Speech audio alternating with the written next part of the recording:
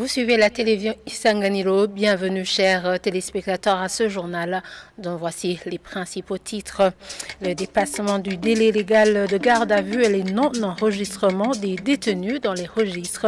Ce sont là quelques irrégularités relevées par la CNIDH lors d'une enquête menée de juillet à septembre 2023 dans 92 cachots du pays. La CNIDH demande qu'il y ait respect de la loi pour que les droits humains garde sa place. Vous aurez plus de détails au cours de ce journal. Et les dignitaires impliqués dans le commerce devraient l'abandonner puisque cela reste une entrave en ce qui est de la conséquence dans le commerce. Serge Niramewura, expert en gestion politique économique, explique que cette situation ne fait qu'amplifier la pauvreté et la flambée des prix dans le pays. Voilà pour le sommaire. Les détails, c'est tout de suite.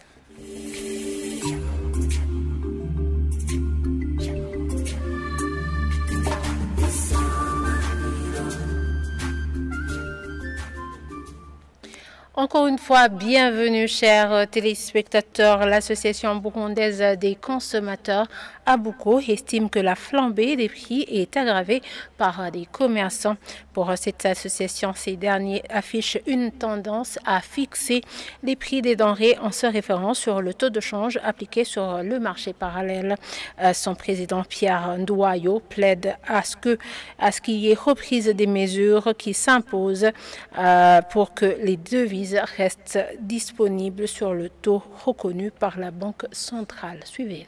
En ce qui concerne la flambée des prix des produits de première nécessité qui s'observe aussi les marchés, au niveau de la BOCO, ça nous préoccupe énormément parce que d'après ce qu'on a constaté, apparemment les commerçants fixent aujourd'hui les prix en tenant compte de la fluctuation du franc par rapport au marché parallèle et ça faisait déstabiliser l'économie des ménages, ce qui fait que le prix d'un produit aujourd'hui, quand il vient d'un mai, il trouve que le prix a énormément été modifié. Ce qui nous fait craindre qu'au niveau des ménages, c'est une situation qui est vraiment très préoccupante, dont le gouvernement devrait prendre en considération en prenant toutes les mesures nécessaires pour stabiliser la fluctuation du franc par rapport aux devises, pour que les marchés parallèles ne soient pas vraiment une référence, mais que le prix des bureaux d'échange, comme ça a été fixé, puisse être appliqué, parce que ce qu'on constate aujourd'hui, ce n'est que des prix indicatifs et quand il va dans les banques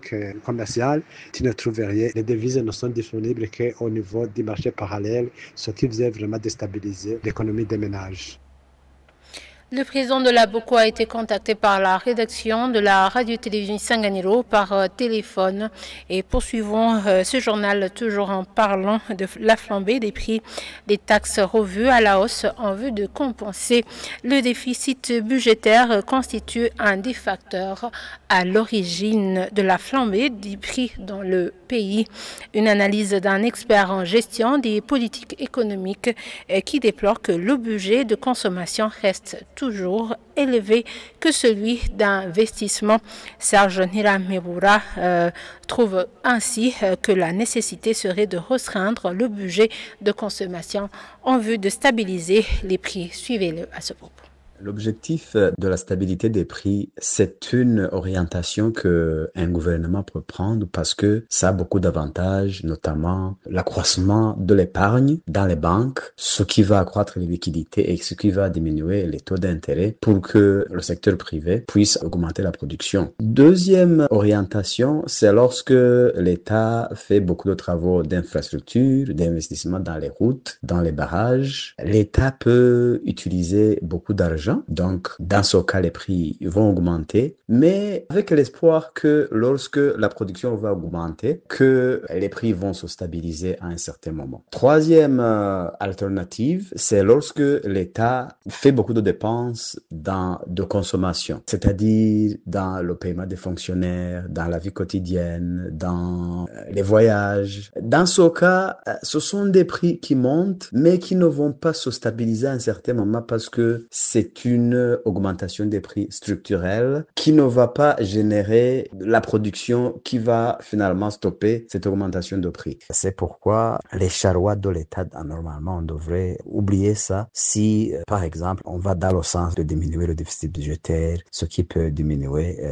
l'accroissement des prix. Malheureusement, il faut voir si c'est le cas que le Burundi vit ou si dans la structure du budget de l'État, les dépenses vont plus à l'investissement qui va générer la production, qui va stopper l'augmentation des prix à un certain moment. Disons alors que d'où vient l'augmentation des prix? Souvenez-vous que lorsque il y avait un budget, on avait déjà dit qu'il y avait un déficit budgétaire, c'est-à-dire de l'argent que l'État a prévu d'utiliser, mais qui n'avait pas de source. La source, c'est ça, c'est l'augmentation des prix, c'est-à-dire que chaque contribuable burundais, en fait, paye dans la diminution du pouvoir d'achat de la monnaie, ce qui se transmet par une augmentation des prix.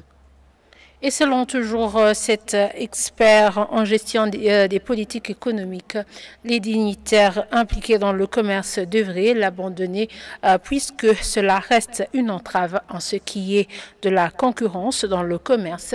Il explique que cette situation ne fait qu'amplifier la pauvreté ainsi que la flambée des prix dans le pays. Suivez-les encore une fois. Quant aux fonctionnaires de l'État qui utilisent les moyens de l'État pour prétendre être des opérateurs économiques, ce n'est pas vrai. Parce que si vous devriez faire une comptabilité, calculer combien de moyens ils ont mis à la production par rapport à la production, la plupart des cas, vous allez trouver qu'il n'y a pas eu de gain. C'est juste une malversation économique.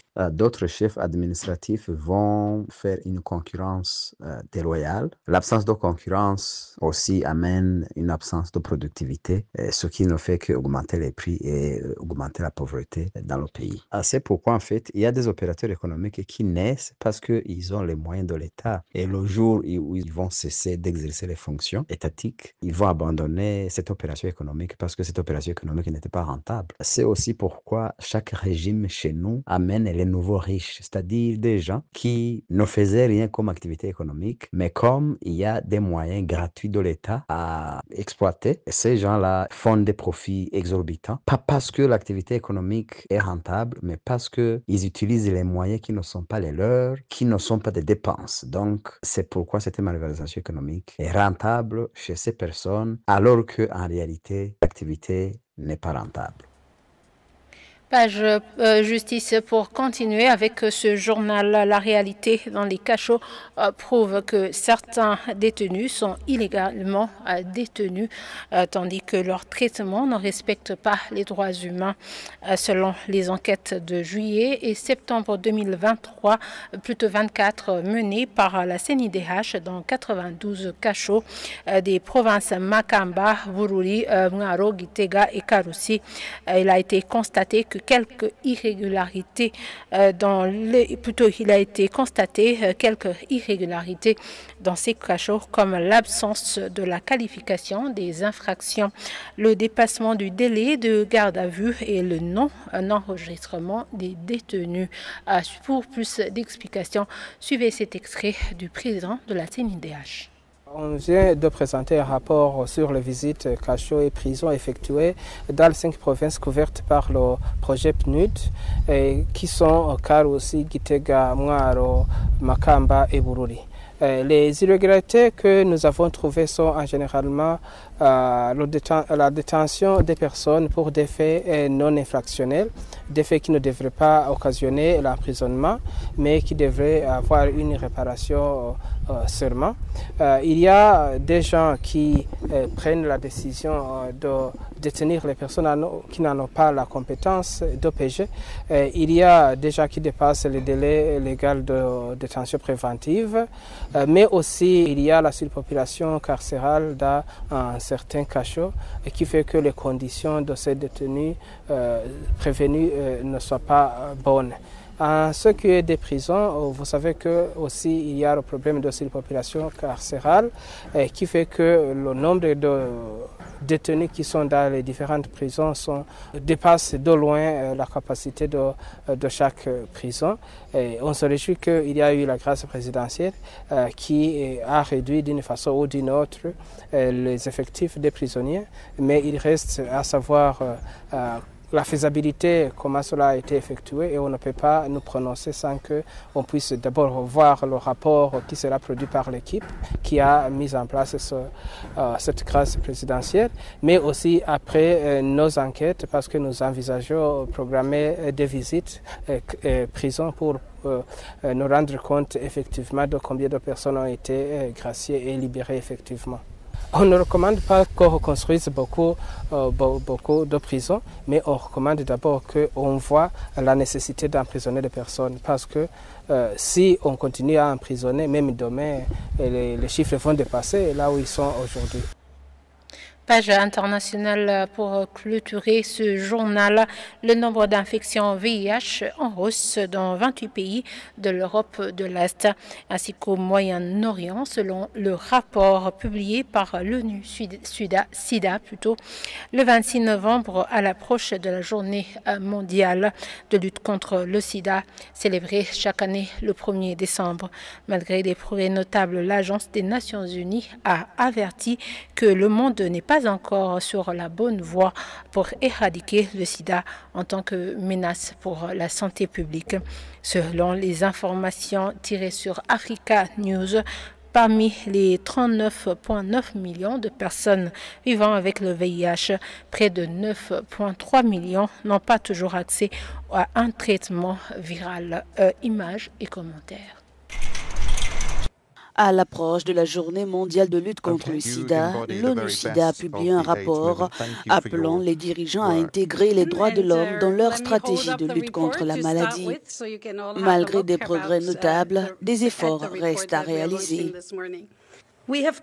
Des progrès significatifs ont été réalisés dans la lutte contre le VIH, notamment grâce aux avancées biomédicales, à la protection des droits de l'homme et à l'activisme des communautés. Ces efforts ont permis de réduire la transmission du virus et d'améliorer l'accès au traitement. Cependant, de grandes lacunes persistent et empêchent d'éradiquer le sida.